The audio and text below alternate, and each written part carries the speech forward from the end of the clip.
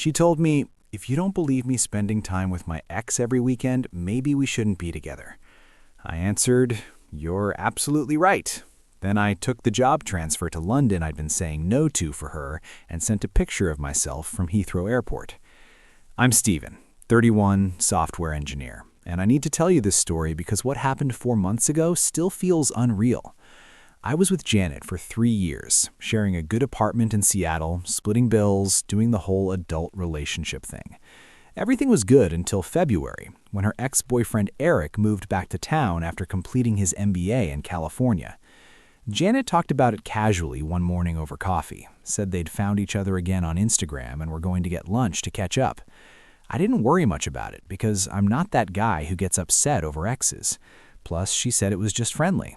2 weeks later, she told me she joined a book club that gathered every Thursday evening at a coffee shop downtown, which seems strange because Janet never read much beyond Instagram captions, but I thought maybe she wanted a new hobby. The first few meetings were fine.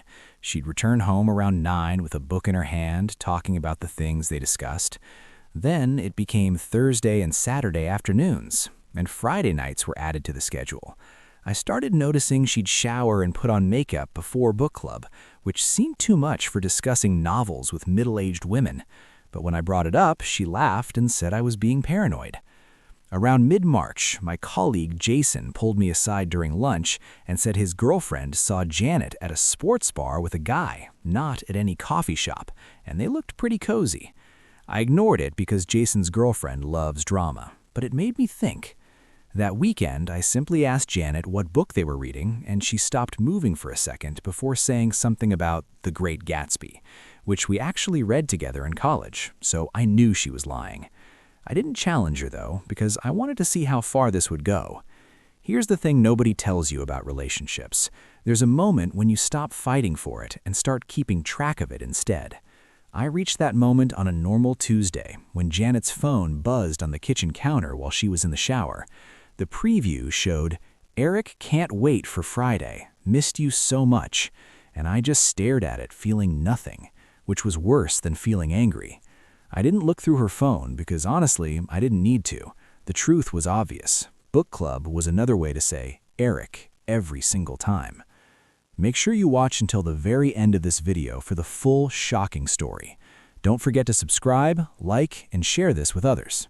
I kept this information for 2 weeks while something else was happening behind the scenes. My company had offered me a transfer to our London office back in January with a promotion and much higher salary. I said no to it twice because Janet had just gotten promoted to senior marketing manager at her agency, and she made it obvious she couldn't leave Seattle. Said her career was finally getting started and long distance would end us. I loved her, so I stayed. Told my boss I'd think about it again in a year. But now, sitting in our apartment, watching her get dressed up for book club for the 3rd time that week, I started looking at that offer differently. The final straw came on a Saturday morning in early April. Janet said she was spending the whole weekend at Eric's lake house with the book club group for a reading retreat. A whole weekend? She packed a bag with bikinis and sundresses, not exactly book club clothes. I asked her directly if Eric was going to be there, and she got upset immediately. Said, "Why does it matter? Don't you trust me?" And I said I trusted her until she started lying about where she was going. She yelled, told me I was being controlling and insecure, that Eric was just a friend, and if I had a problem with her having male friends, maybe I needed therapy. I stayed calm and asked her one simple question. If this is just a harmless friendship, why did you lie about the book club? She went quiet for a moment, then got more defensive. Said she only called it book club because she knew I'd get too upset if she said Eric's name, which was actually showing my point, but she couldn't see it. Then she hit me with the line, "If you don't trust me hanging out with my ex every weekend, maybe we shouldn't be together." I looked at her standing there with her overnight bag, all dressed up for another man's lake house, and something became clear. I said, "You're absolutely right," in the calmest voice I've ever used. She wasn't expecting that. Her face went from angry to confused to slightly scared in about 3 seconds. She said, "What do you mean?" And I said, "I mean, you're right. If I don't trust you, then we shouldn't be together. And I don't trust you, so we shouldn't be together." She tried to take it back immediately, said she didn't mean it like that, but I was already done.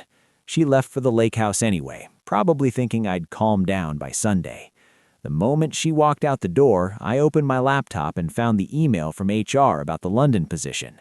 The last date to accept had been moved to April 15th, which was in exactly 72 hours. I hit reply and typed, "I accept the offer. When do I start?" and sent it before I could think too much. The most shocking parts are still to come. Please keep watching to find out what happens next. Remember to subscribe, like, and share this story. My boss called me 20 minutes later sounding very happy.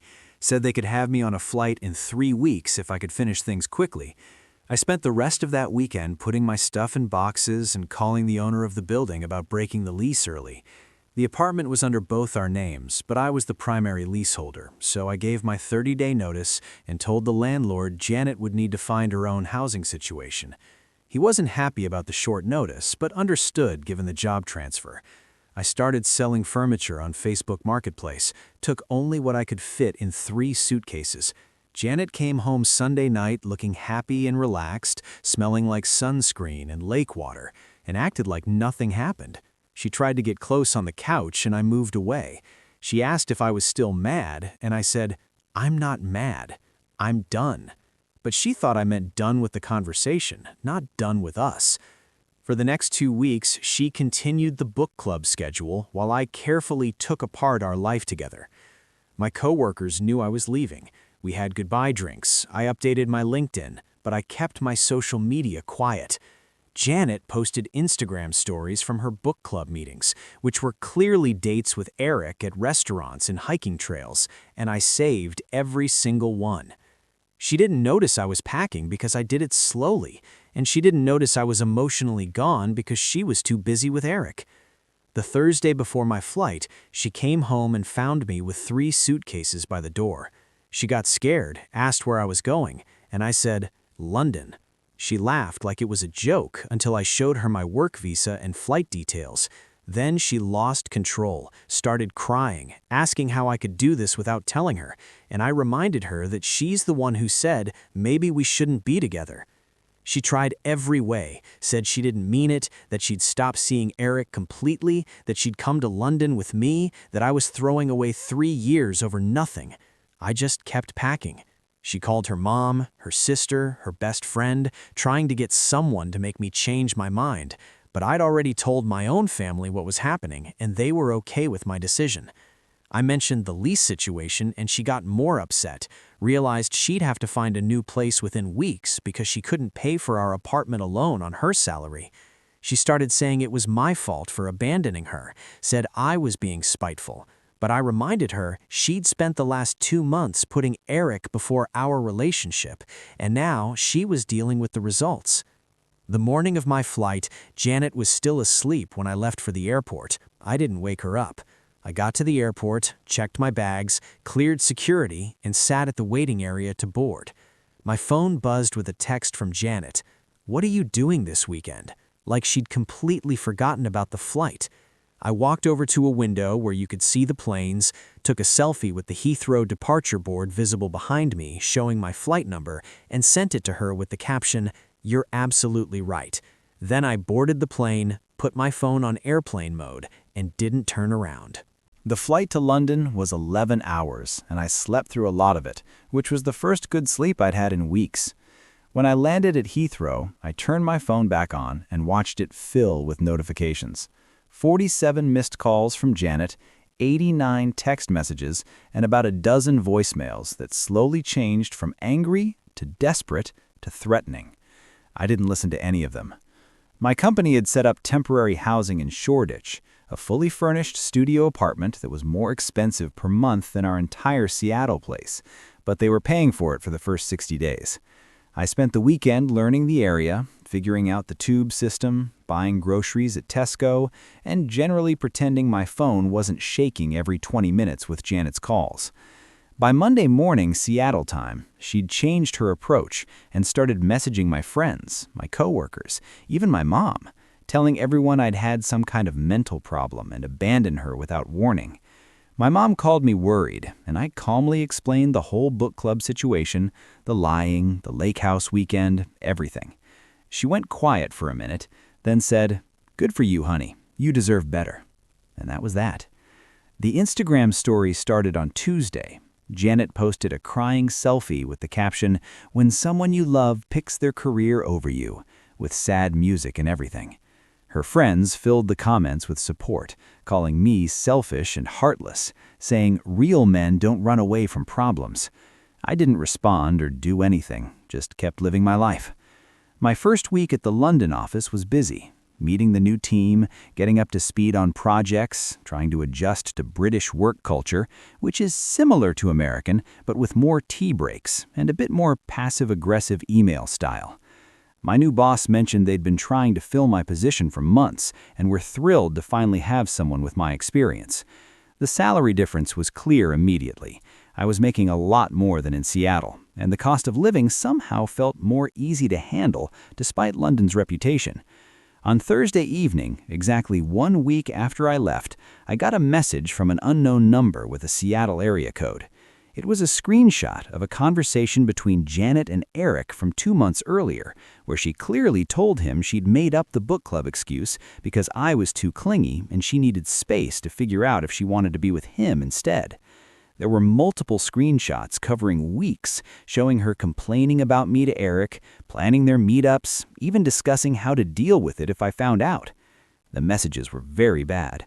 She'd told Eric she was planning to break up with me after his current studio lease ended in June, when he'd be moving into a bigger 2-bedroom place where they could live together, meaning she was just waiting for the right timing while keeping me around. The unknown number sent one more message: "Thought you should know the truth. Good luck in London," and then blocked me before I could ask who they were. I sat there staring at my phone for a full 20 minutes thinking about everything. Part of me wanted to share those screenshots everywhere, send them to everyone who'd called me heartless on her Instagram post, show that I wasn't the villain in this story. But honestly, I was just tired. I saved the screenshots to a folder and went to bed. Janet somehow got my London number, probably from my mom or a mutual friend, and called me Friday morning while I was getting coffee before work. I answered because I knew she wouldn't stop until I did. She immediately started crying, said she missed me, that she'd stopped being friends with Eric completely, that the book club thing was stupid and she was sorry. I let her talk for about 3 minutes, then said, "I got some eye-opening screenshots this week," and she went completely silent. This story gets even more unbelievable. Watch until the end to see the final justice. Subscribe, like, and share to support the channel. I could hear her breathing sounds on the other end, probably trying to understand what I knew and what I didn't. She asked who sent them, and I said it didn't matter. What mattered was that I now had real proof she'd been planning to leave me for Eric and was just waiting until his lease ended in June so they could live together. She tried to say it wasn't true, said those messages were taken out of context, that she was just venting to a friend. But I cut her off and said you literally discussed which apartment you'd move into and talked about furniture shopping. She started crying harder, asking for another chance, saying she'd made a mistake and realized she loved me. I told her the truth. I didn't love her anymore. Hadn't loved her since I found out about the lying, and I'd only stayed in Seattle as long as I did because I was too used to it to make a change. She got angry, then said I'd used her as an easy way out to avoid taking risks, that I was probably happy to have a reason to run away. Maybe she was a little right, but it didn't change anything. I told her to forget my number and hung up. The weekend brought a new event. Janet's Instagram story showed her at Eric's apartment. They were officially hanging out again, even after her claims of cutting him off, posting photos like they hadn't been sneaking around behind someone's back for months. Her caption was something about "real friends stay through the hard times," which made me laugh out loud in my tiny London studio. The comments were divided between supportive friends and people pointing out the weird timing. Someone even commented, "Didn't you have a boyfriend last week?"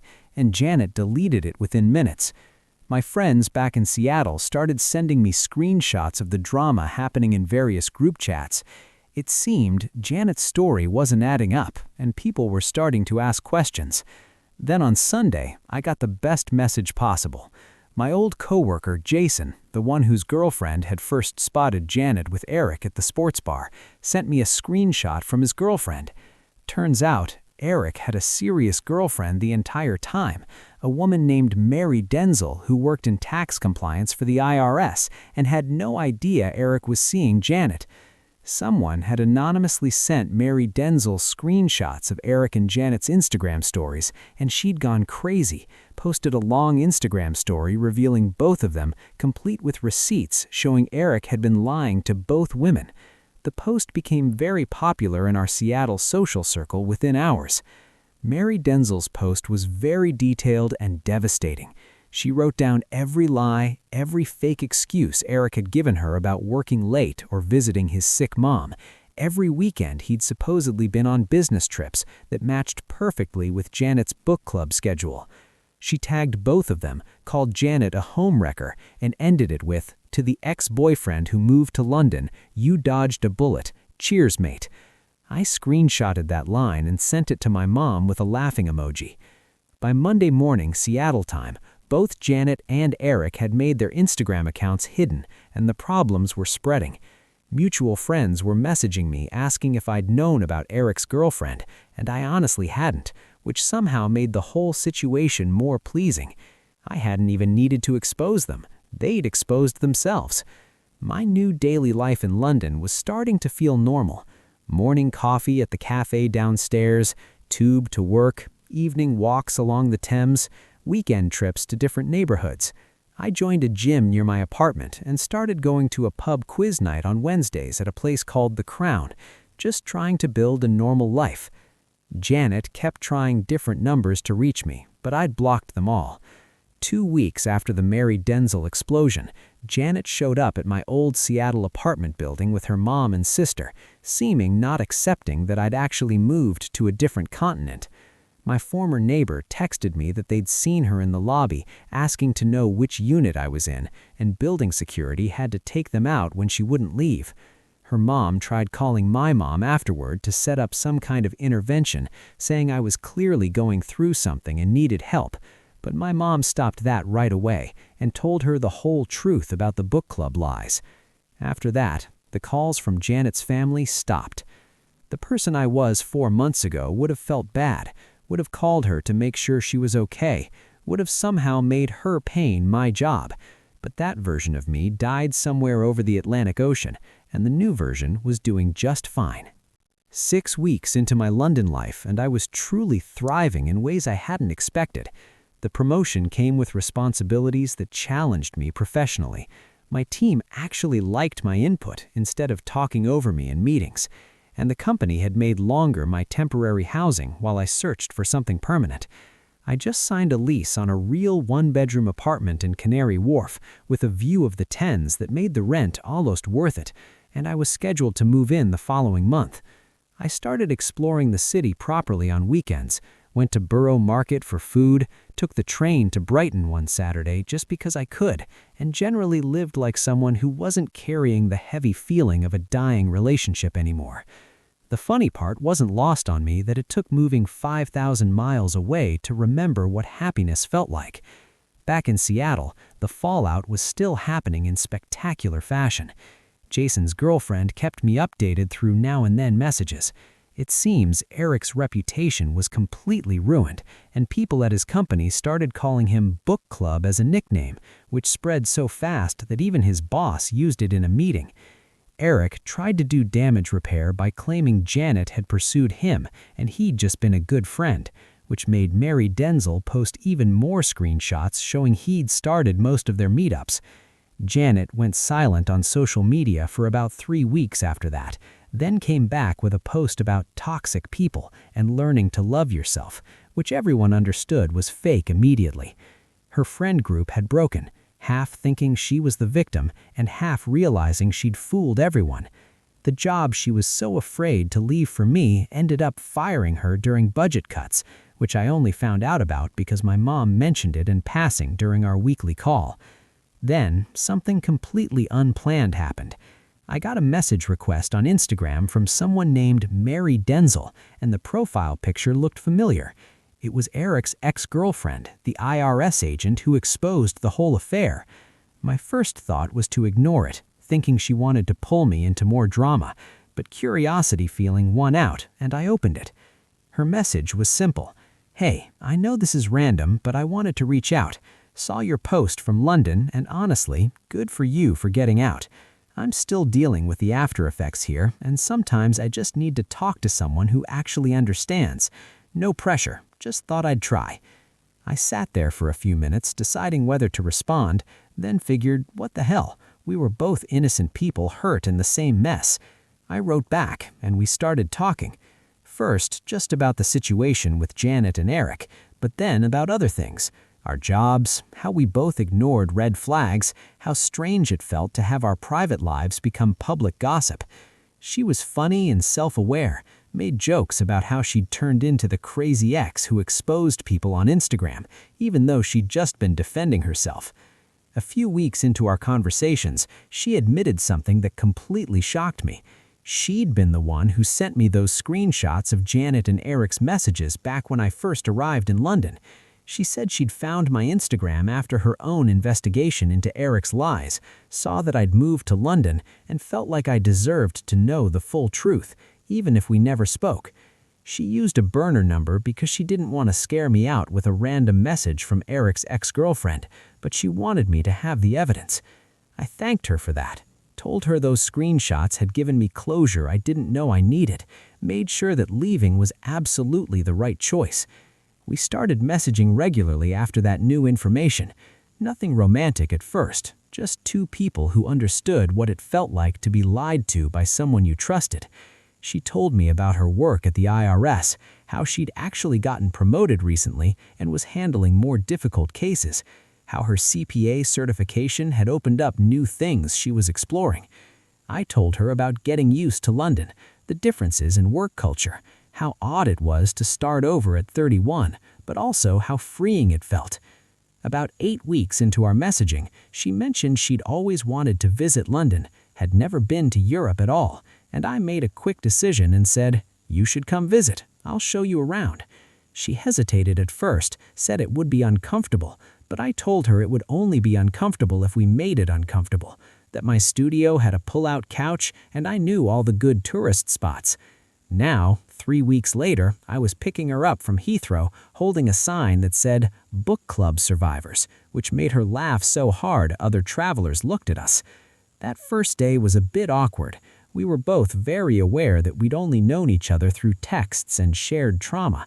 But by the time we hit Borough Market for lunch, the conversation went easily. She loved London immediately. The history, the architecture, the fact that you could get Indian food at 2 a.m. I took her to all the places I'd discovered. We did the usual tourist things like the Tower of London and the British Museum, but also just walked around neighborhoods talking about everything and nothing. On her 4th night there, we were having dinner at this Italian place in Soho, and she said something that changed everything. She looked at me and said, "You know what's weird? I feel more comfortable with you after 2 months of texting than I felt with Eric after 2 years." I knew exactly what she meant because I felt the same way. We started actually dating after that. It happened on its own, without any big announcement or awkward conversation. Her 2-week vacation turned into discussions about remote work policies and visa options. She had vacation days saved up, and her job had ability for remote work, so she made longer her stay to a month while we figured out if this was real or just trauma bonding. Somewhere around week 3, I realized I didn't want her to leave, and clearly she felt the same because she started researching IRS international positions and UK work visas. Back in Seattle, Janet had seemingly started seeing someone new, a CrossFit coach at her gym, and was posting unclear stories about new beginnings and finding real love, which lasted about 2 weeks before his actual girlfriend showed up at the gym and caused a scene. The pattern was becoming clear to everyone except Janet herself. But the real payback came when Mary Denzel's colleagues at the IRS, after hearing her whole story, decided to look into some of Janet's financial records. Turns out, Janet had been doing extra marketing consulting for the past year and hadn't reported any of it on her taxes. And there was proof of payments through Venmo and PayPal that she'd stupidly kept public. Mary Denzel wasn't directly involved in the audit to avoid conflict of interest, but she definitely didn't stop her coworkers from being thorough. Jason said the IRS investigation was moving forward, and Janet was facing possible fines that would erase her savings. Eric had seemingly left Seattle entirely, moved back to California with his tail between his legs after his company's HR got involved in the relationship drama. The book club nickname had followed him, though.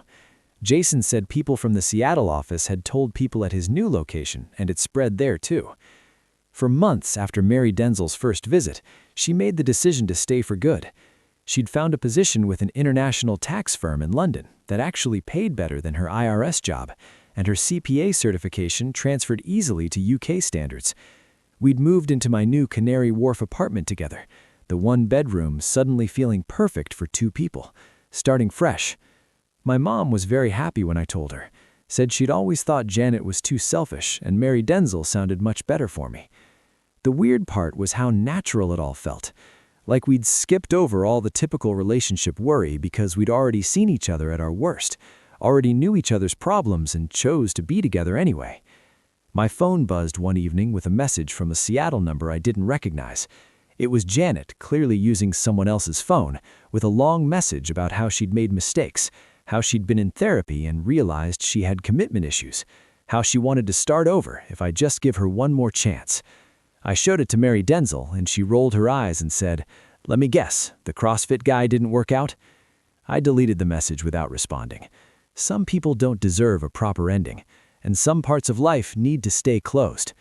That weekend, Mary Denzel and I posted a photo together for the first time, us at the Thames with Tower Bridge in the background, both really smiling. I captioned it, "Found my favorite book club," which was silly but felt right. Within an hour, we both got blocked by Janet on every app, which told us she'd seen it. Eric seemingly sent Mary Denzel a message saying, "Really him?" And she replied, "Yeah, really him, someone who actually respects me," and blocked him too. 3 years with Janet, and she'd never once made herself at home in my space, the way Mary Denzel did after 3 weeks. 6 months with Eric, and he'd never made Mary Denzel feel important the way I did, just by listening. That told us everything we needed to know about the difference between accepting less and actually being happy. A year later, I heard through mutual friends that Janet had moved to Portland and deleted all her social media after the IRS situation got resolved with big fines. Eric was seemingly engaged to someone new in California, and honestly, I hoped he'd learned something, but doubted it. As for me and Mary Denzel, we were exactly where we needed to be, doing work we loved, building something real that wasn't based on lies or hidden plans. Sometimes the best revenge really is just living well, and sometimes the worst thing that happens to you leads you to the best thing that could happen. London taught me that Mary Denzel made it stronger, and neither of us are ever looking back. What do you think about this story? Let me know in the comments. Drop a like and don't forget to subscribe for more real-life stories. Thank you for watching this incredible real-life story all the way to the end. If you found it satisfying, please support our channel by subscribing, liking this video, and sharing it with someone who needs to hear it.